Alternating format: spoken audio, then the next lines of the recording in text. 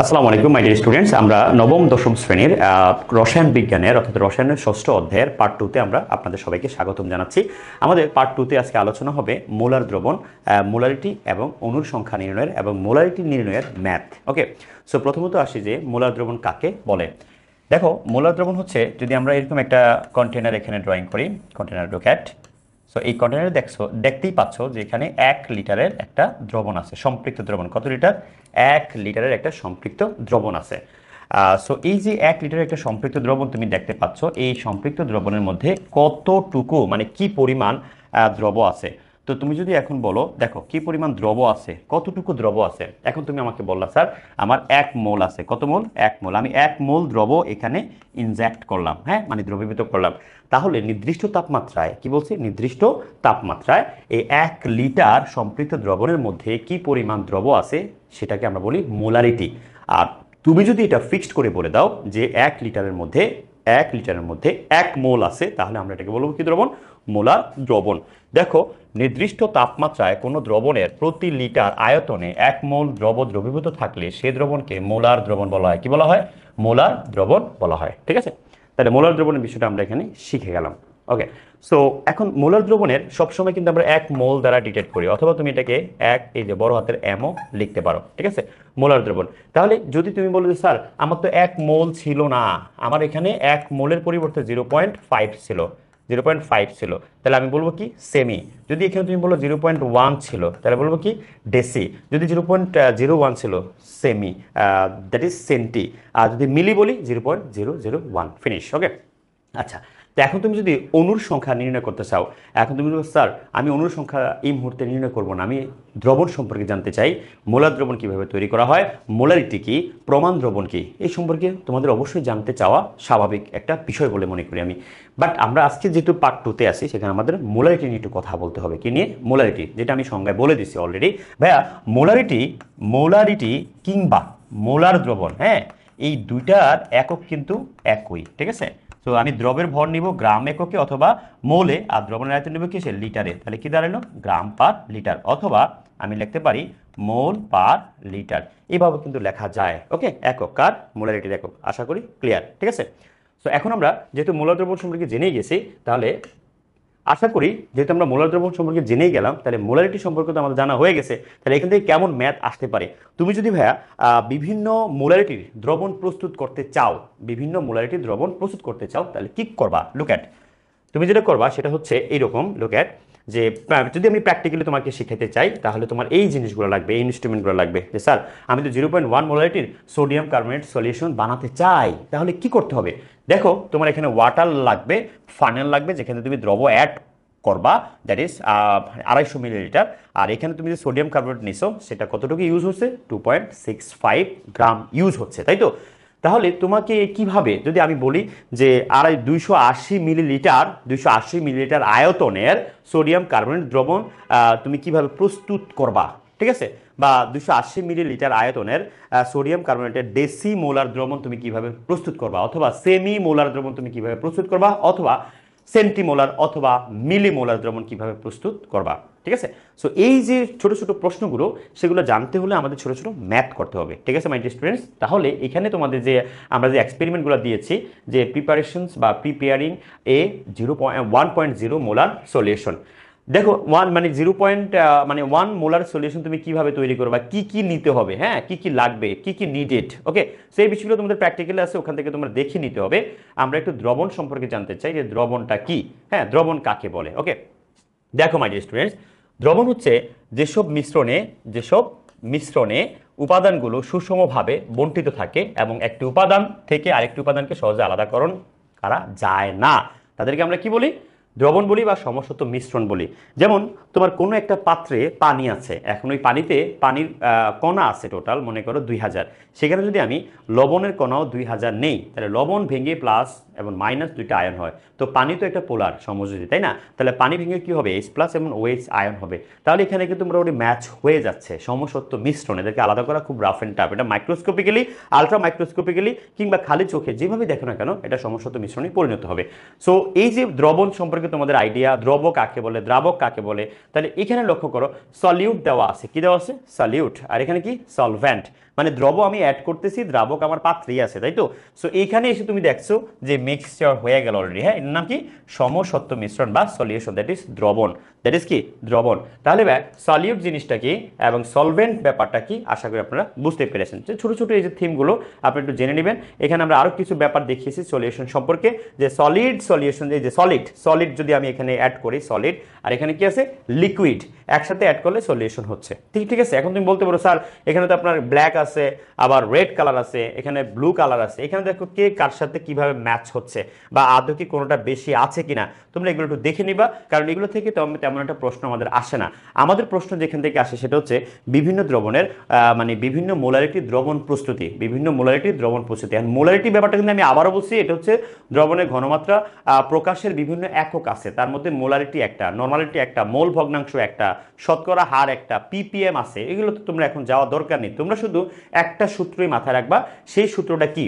সেই সূত্রটা হচ্ছে, তোমরা জানো সবাই যে বিভিন্ন দ্রবণের বিভিন্ন মোলারিটির দ্রবণ প্রস্তুতির ক্ষেত্রে আমরা যেটা নেই সেটা হচ্ছে ভাইয়া W equal SVM divided by 1000, SVM divided by কি 1000। এটা হলো একটা সূত্র। হ্যাঁ, এই সূত্রটা অবশ্যই মনে রাখবা। তোমাদের নবম দশম শ্রেণীর ম্যাথ মানে রসায়নের এই ষষ্ঠ অধ্যায়ে এটারই ম্যাথ বেশি আসে। এখানে কি ভাই? এটা দ্রবের ভর মানে দ্রবের নমুনা ভর আর কি, ঠিক আছে, যেটা তুমি বের করতে চাচ্ছ। আবার এটা মাঝে মাঝে কোশ্চেনও দেওয়া থাকে। এস কি? এস তো বুঝে মোলারিটি বা ঘনমাত্রা, ভি কি আয়তন, আর এম হচ্ছে দ্রবের আণবিক ভর। আর এটা কি ভাইয়া? এটা হচ্ছে 1000। কারণ কি আমরা সবসময় এই দ্রবণের যে আয়তনটা সেটাকে লিটারে নিতে হবে, নট মিলি লিটার। আপনার মিলি লিটার দিয়ে করলে হবে না তা না, মানে ইউনিটে ঝামেলা করে, কথা বুঝছো? তো এই কারণে আমাকে অবশ্যই লিটারে কনভার্ট করে নিতে হবে। আর এই সূত্র সেই কথাই বলতেছে যে কিভাবে তুমি এই ধরনের ম্যাথ করবা বিভিন্ন মোলারিটি দ্রবণ প্রস্তুতির ক্ষেত্রে। আর আমাদের এই সূত্রটা কিন্তু প্রায় সময় পরীক্ষা আসে, প্রায় সময় আসে এই সূত্রের ম্যাথ, ঠিক আছে? তো এই সূত্রের ম্যাথগুলো একবারে ছোট ছোট তোমার বইয়ে যেগুলো আছে সেগুলো তো কখনোই পরীক্ষা আসবে না, বাট আমাদের বিভিন্ন যে গাইড আছে সেখান থেকে আমরা লিমিটিং বিক্রিয়ক বা স্টয়কিওমেট্রিক বা অ্যানালার যে দ্রবণ প্রস্তুতি আছে সেখান থেকে অনেক বেশি বেশি ম্যাথ আসে, আমরা সেগুলো একটু দেখবো, ঠিক আছে? আর ডাব্লিউ ইকুয়াল শুভময় ডিভাইডেড বাই 1000 যে সূত্র, এই সূত্রগুলো তোমাদের এনসিটিবি কর্তৃক যে বই আছে সেই বইয়ে যেগুলো আছে সেগুলো তুমি দেখতে পারবা, সমস্যা নেই, টেক ইট ইজি। ওকে, আমরা অণুর সংখ্যাও দেখব। তারপর হচ্ছে তুমি দেখতে পাচ্ছ যে আমরা মোলারিটি নিয়ে আরও কিছু কথা এখানে বলেছি।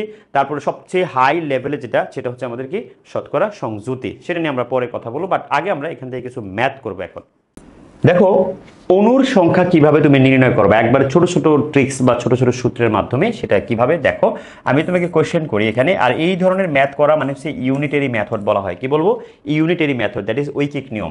তো তোমাকে একটা কোয়েশ্চেন করলো এইরকম, দেখো ধরো এখানে আমি তোমাকে একটা কন্টেনার দিলাম, এই যে কন্টেনারটা দেখতে পাচ্ছ। সো এই কন্টেনার থেকে আমি জাস্ট কিছু দ্রবণ ফেলে দিব, ধরো ফেলে দিলাম। তো এখন আমি এখানে যে দ্রবণটা আছে, ঠিক আছে, ধরো এই দ্রবণটার নাম হচ্ছে, মনে করো এই দ্রবণটার নাম কি? ম্যাগনেসিয়াম কার্বনেট, এটা দ্রব আর কি, ঠিক আছে? ম্যাগনেসিয়াম কার্বনেট এটা দ্রবণ এখানে আছে। ওকে, সো তোমাকে যদি আমি এইরকম প্রশ্ন করি, প্রশ্নটা হচ্ছে এরকম যে এসটিপিতে কি বলছি?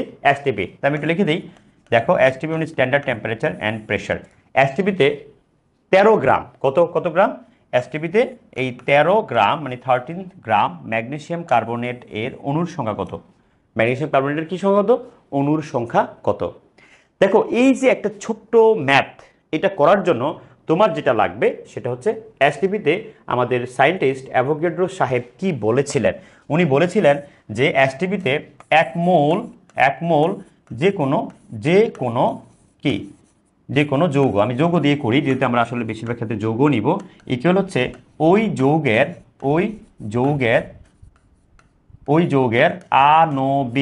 আণবিক ভর ইকুয়াল কি? নাম্বার অফ অ্যাভোগাড্রোর সংখ্যা ইকুয়াল কত?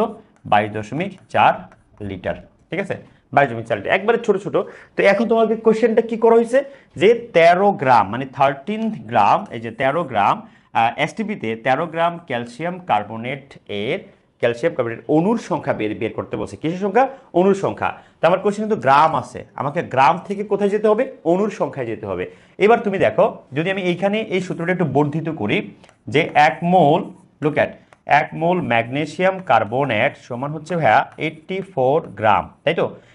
ইকুয়াল কত? নাম্বার অফ অ্যাভোগাড্রো ইকুয়াল কত? 22.4 litre, that is the formula. Okay, so এই ফর্মুলাটা তুমি অবশ্যই বেজায় খুব আনন্দ দৃষ্টিতে মনে রাখতে হবে, মোস্ট ইম্পর্টেন্ট ফর্মুলাটা। ওকে, সো ফর্মুলাটা আবার আমি বলছি, দেখো যে স্যার এটা কিভাবে করলেন, তুমি একটু আমাকে হেল্প করতে হবে।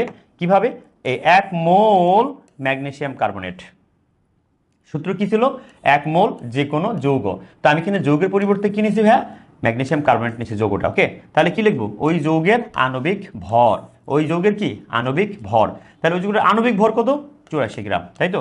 আর এটাতে কত সংখ্যক ম্যাগনেসিয়াম কার্বনেট কণা আছে বা অণু আছে? নাম্বার অফ অ্যাভোগাড্রো সংখ্যক। এই নাম্বার অফ অ্যাভোগাড্রো সংখ্যক ম্যাগনেসিয়াম কার্বনেটের যে অণুগুলো আছে তারা কি পরিমাণ আয়তন দখল করে? 22.4 লিটার, তাই তো? এই সূত্রটা মনে রাখবা। এইবার তোমার কোশ্চেনে আসো, কি বলছে যে 12 গ্রামে আমাকে অণুর সংখ্যা চাইছে, 12 গ্রামে, তাই না?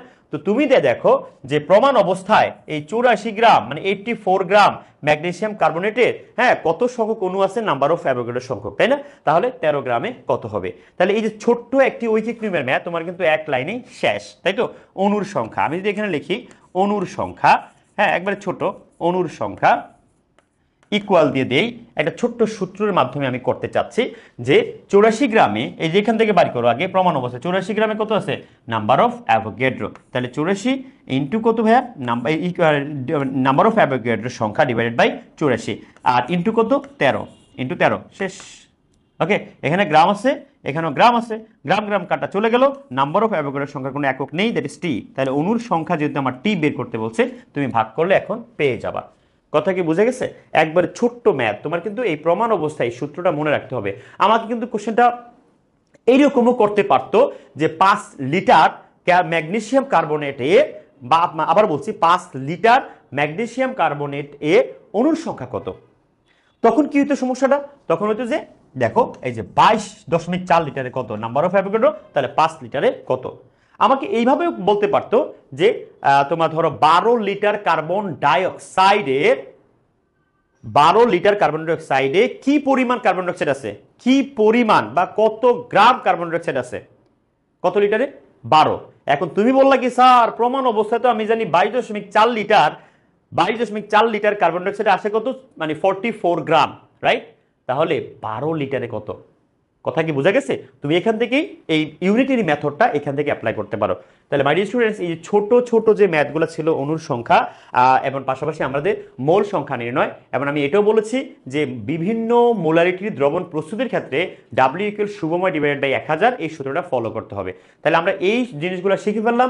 আমরা আগামী ক্লাসে এসএসসি অর্থাৎ নবম ও দশম শ্রেণীর শিক্ষার্থীদের উদ্দেশ্যে বলছি, আপনাদের সবারই কিন্তু এই অধ্যায় আছে। সো আগামী ক্লাসে আমরা ষষ্ঠ অধ্যায় থেকে কিভাবে স্থূল সংকেত, আণবিক সংকেত এবং স্থূল সংকেত কাকে বলে, আণবিক সংকেত কাকে বলে, জাস্ট ছোট ছোট ট্রিক্সের মাধ্যমে আমরা স্থূল সংকেত, আণবিক সংকেত শিখে নিব। আর কোন কোন যৌগের স্থূল সংকেত, আণবিক সংকেত একই হয়।